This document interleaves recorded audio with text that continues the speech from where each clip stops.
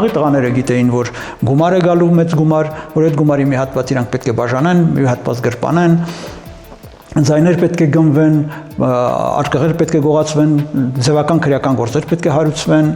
այդ քրեական գործերով ինչ-որ մեկը պետք է եւ մեղադրվի, այնուհետեւ ազատ արձակվի։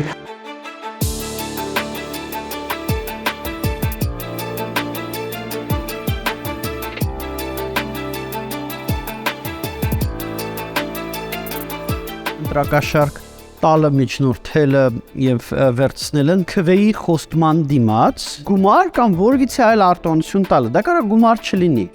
դա կարող լինի զեղչ ինչ որ արտոնություն դա կարող լինի պարտքի ներում դա կարող լինի կոմունալի վճարում դա կարող լինի չգիտեմ չոր անվճար ծառայություն ընտրակաշարքի միջնորդությունը դա կհիշեք մի ժողովրդական լեզվով ասած տասովշիկների գործն էր այսինքն ընտրվողի եւ ընտրողի միջև միջնորդի գործն է ընտրվողից վերցնում է փողը եւ ընտրողին տալիս է հա ինքն էլ է հանցագործ մենք շատ ակտիվ մասնակցեցինք ընտրական օրենսգրքի փոփոխությունների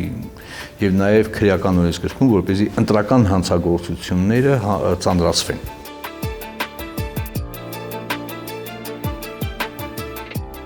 իրավաբանական անձինք այսուհետ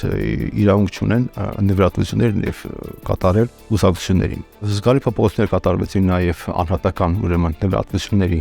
ոլորտում եւ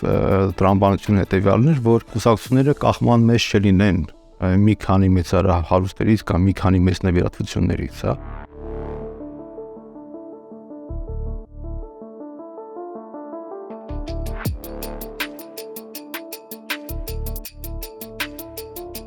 Այսուհետ կուսակցությունները պարտավոր են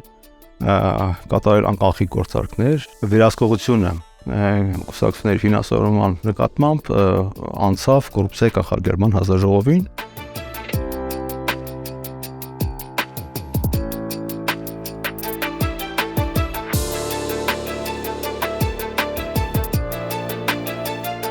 Հաշվական ռեսուրսի չարաշահում կամ ընտրակաշարքը անարդյունավետ դարձնելու ամենալավ միջոցը դա քվեի գաղտնիությունն է։ Նոր քվեակարգով ըստ էության, երբ որ մենք ունենք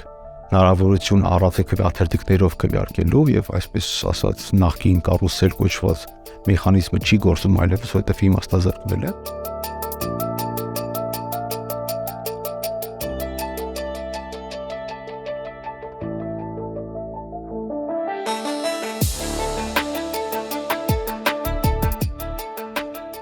Օրինակ նայում ենք, որ պայմանականորեն X համայնքում տարվա ընթացքում 10 միլիոն դրամի սոցիալական օգնություն է, հա։ Անցյալ տարի էս 10-ն է եղել, նախանցյալ 10-ն է եղել, բայց չգիտես ինչի, հանկարծ տեղ դիմադրությունը նոյեմբեր ամսին, այդ 10 միլիոնանոց փաթեթը սպառվում է սեպտեմբերին։